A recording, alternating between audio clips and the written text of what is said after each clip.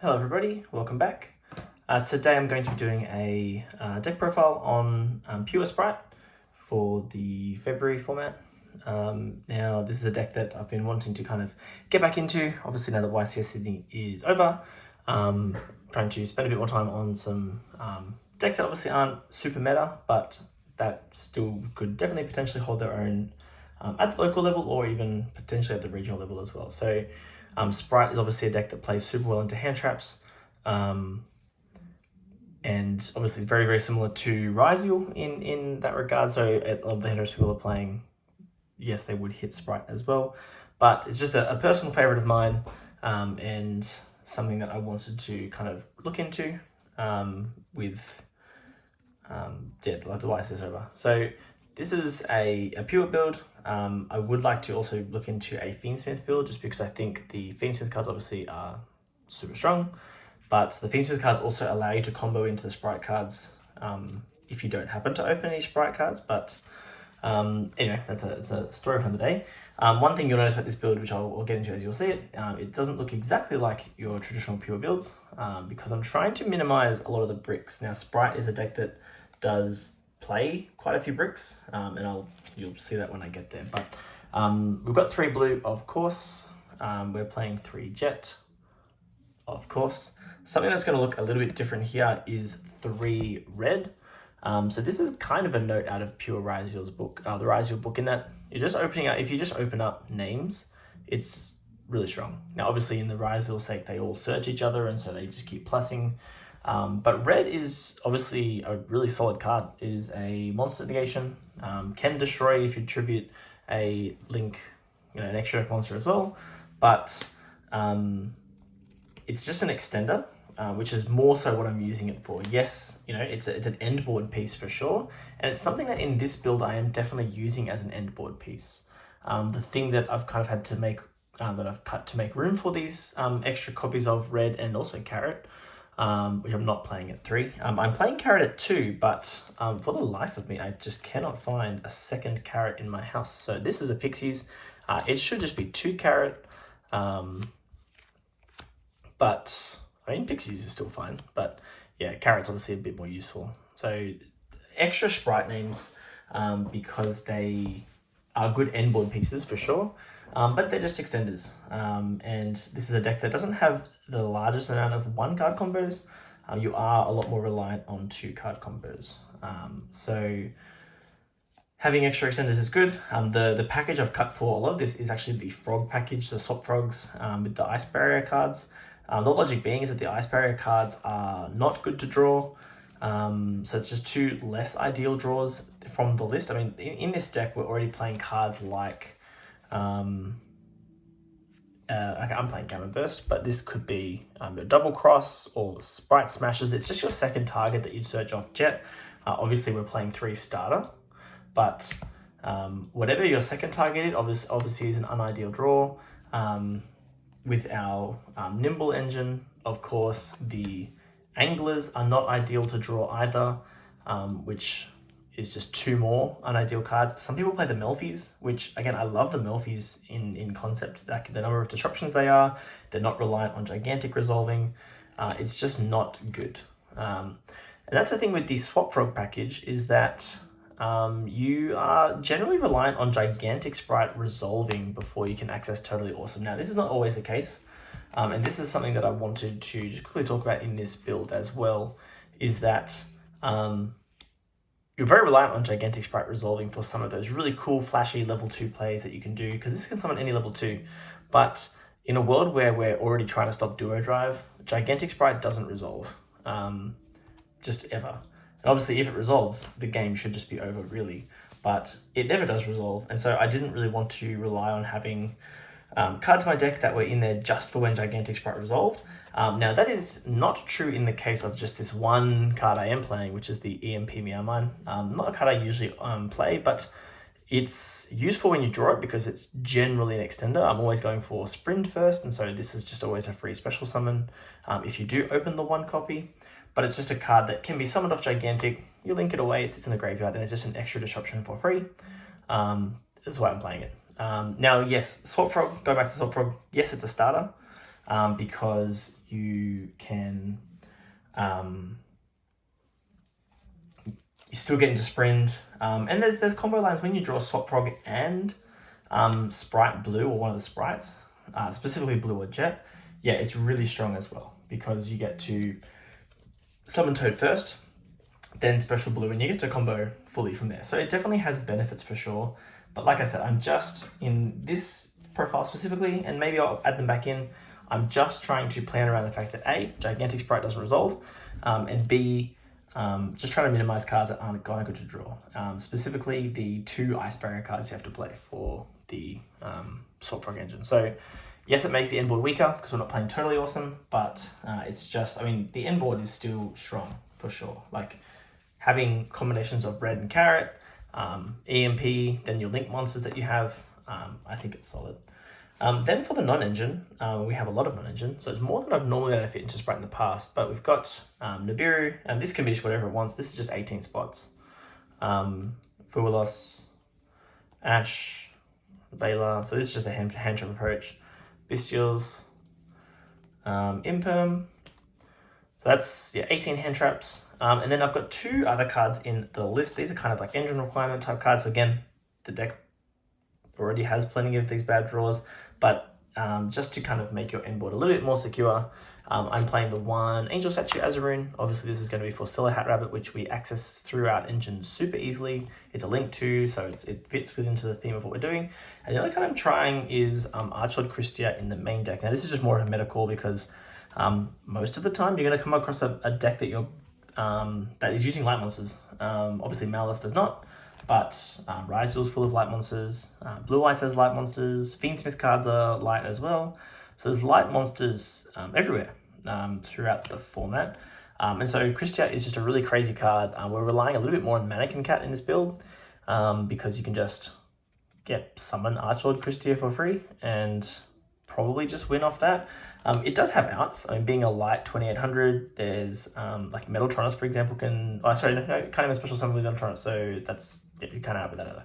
Still definitely has outs, but yeah, it's just something that I'm trying in this deck. Yes, okay, bad cards to draw, but this does win you the game. And it's not reliant on Gigantic Spright resolving, which is just another benefit. So just looking at ways of like building an end board that doesn't rely on Gigantic Spright.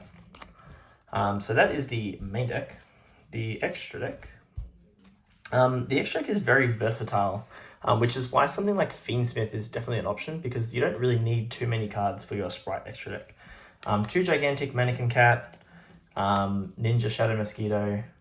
One card I'm testing just for this format again is for Sky Cavalry Centuria as a way to kind of out Detonator. This doesn't beat Cross.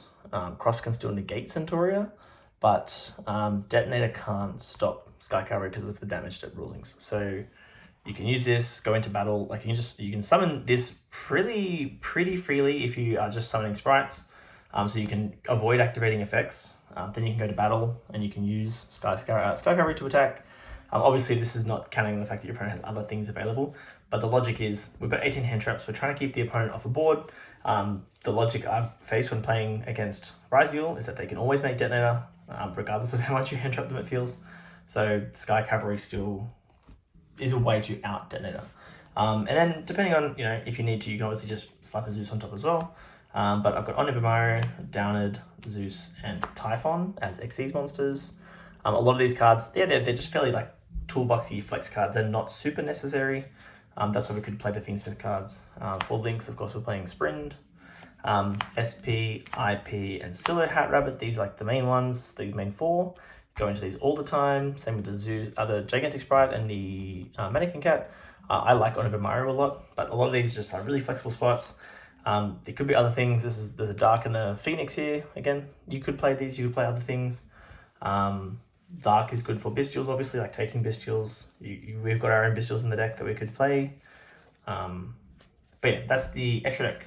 Now I'll do some test hands. I don't think I need to do the combo. I think the Spright combos are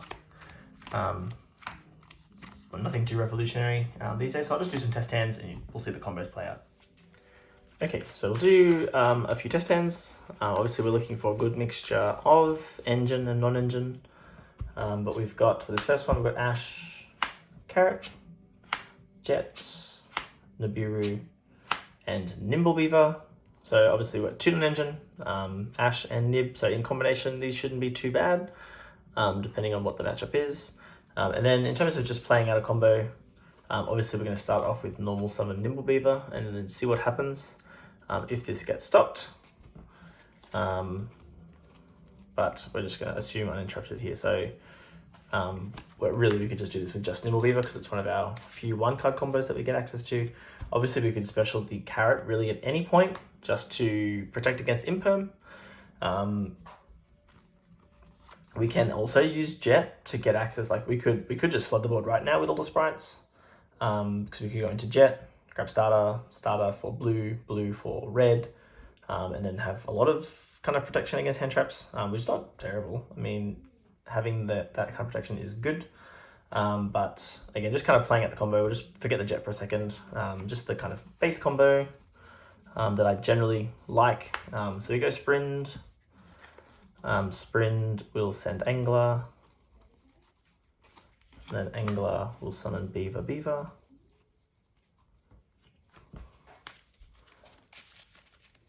And this is where you would usually just get Nibiru. And in this case, it would be really strong. Obviously, we had some play around with Jet potentially. We still had a few summons before we could get to red. But again, we'll just assume nothing here. I like to link these off for Silo Hat Rabbit, because if your opponent, like, there's nothing your opponent's really worried about at this point. So if you're still here at this point, I mean, they don't really have a reason to Nibiru you yet. Like, there's nothing that they feel like you're being threatened by. So if they think next play is Gigantic, yep, they're gonna obviously have to Nibiru on Gigantic.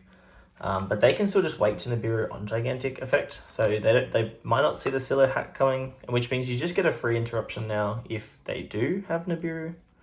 So now you get to set the statue. So you just get this free interruption where your opponent might not have been realizing that was coming next. And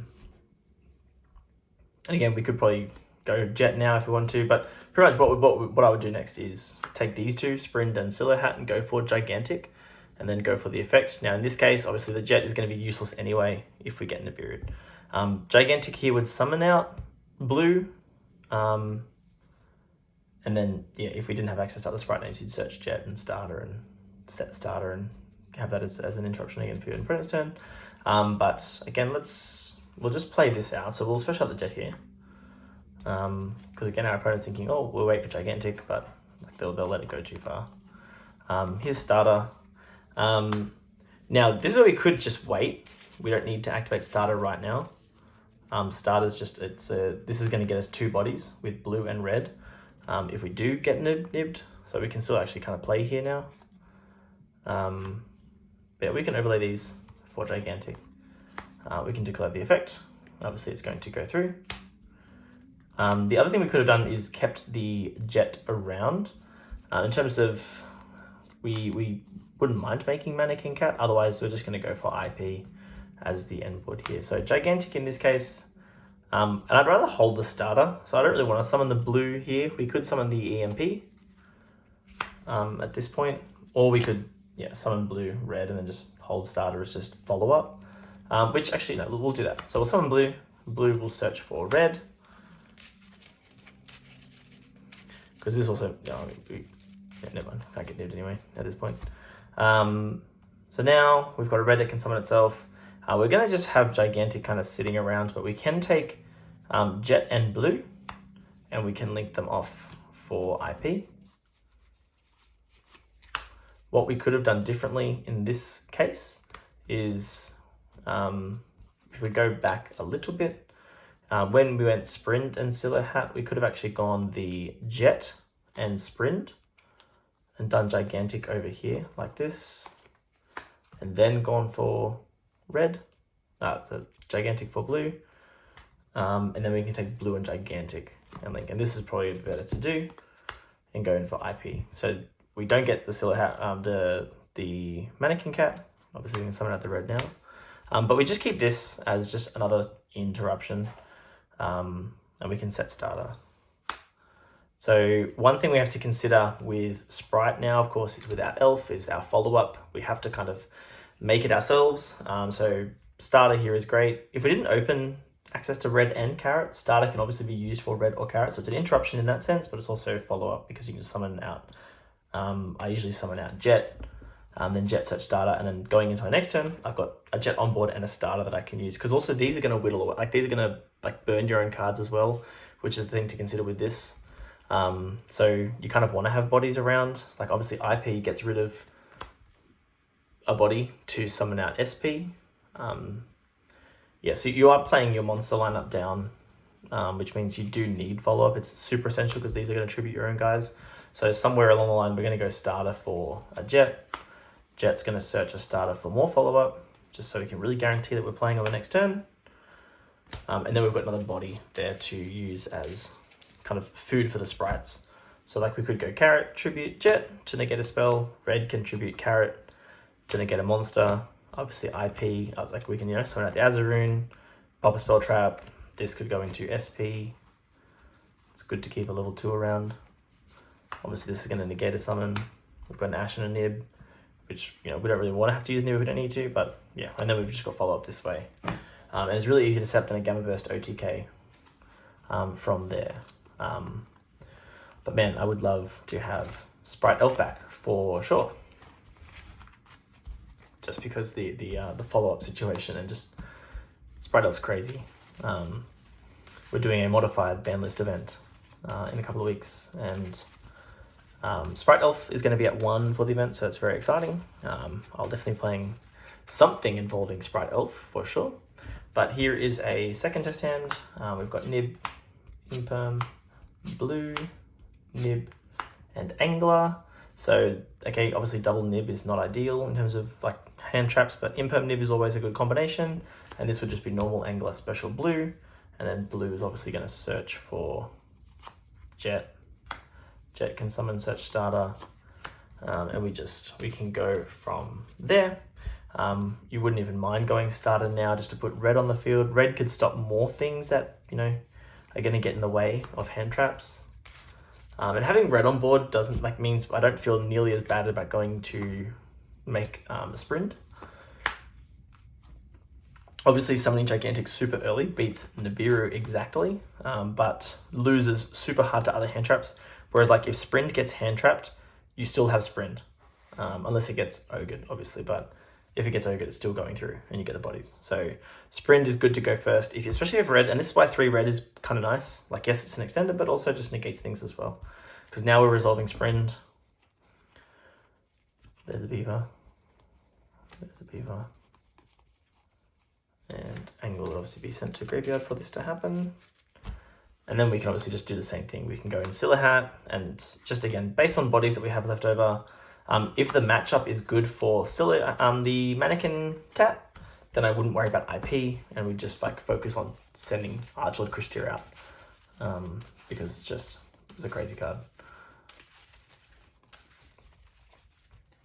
We'll do another test hand. We've got Gamma Burst, Ash, Vela, the Christia, and Fuwa. So obviously hands like this are going to happen. At least Fuwa potentially gets us into more stuff. So obviously we're just passing on this hand between the Ash, Vela, and Fuwa. Maybe the Fuwa draws us 2 cards and we'll just be generous and say it does. So our opponent has nothing, and then we're drawing into Jet, and we are struggling with this for sure. So this is not good.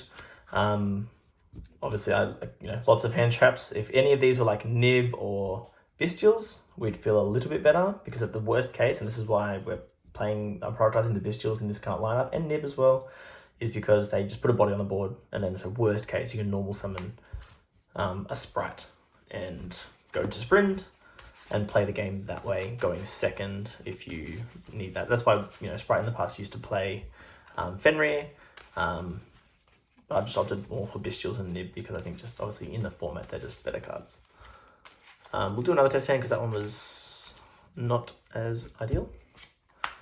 Nib, Angler, Starter, Ash, and Carrot. So again, going second, Ash and Nib, we're fine with that. It's a good pair of hand traps. Now here we can we've got two options with starter, is we can just hold it, or we can use this preemptively to summon out red, and then kind of combo with a bit more insulation having red, or we can go draw phase, summon blue, blue search red. Then we're starting with 2 bodies, and then we've got more, like 2 more bodies that can just be summoned out at any point. Or we can hold this as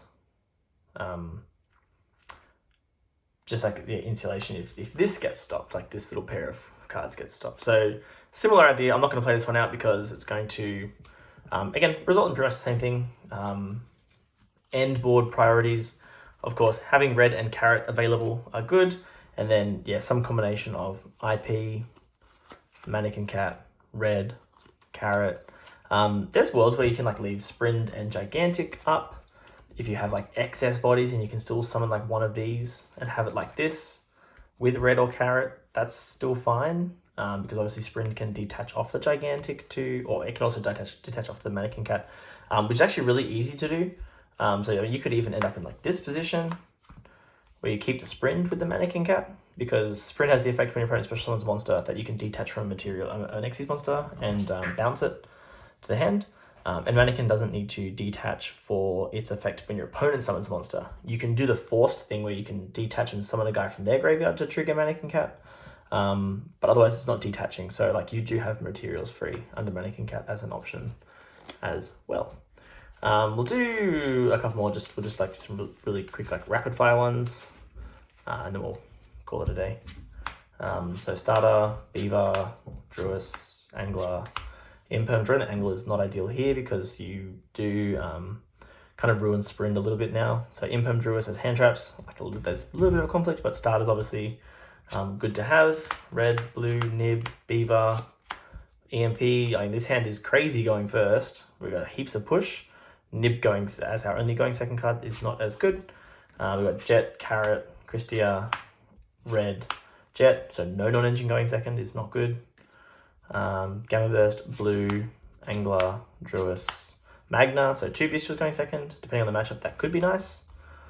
Vela, Ash, Nib, and not ideal. But again, this could allow us to play the game if we summon out the Nib and, just normal the Carrot. Beaver and Blue is always lovely. Fua, Angel Statue, and Red. So going second, not bad. Like the Fua can obviously put in a lot of work if it doesn't get stopped. Drawing the statue is unideal, but lots of going first capabilities here. Fua, Jet, Starter, Fua, Vela. So this is really good. Obviously, if Starter gets stopped, we're in a pickle, but the Fuas will kind of hopefully put in some work there. We've got Ash, Starter, Imperm, so Starter or Bust, and then the 41st card was in the period. But yeah, that's going to be it for this one. I'm really keen just to play Spright again. Maybe some Fiendsmith cards, we'll see. But yeah, I'm kind of just keen to give Spright a bit of a red hot go just for the next little period of time, because I've really missed playing like this type of deck as well, for sure. But that's going to be it for this one, and let me know what you think about Spright in the current format. Catch you in the next one.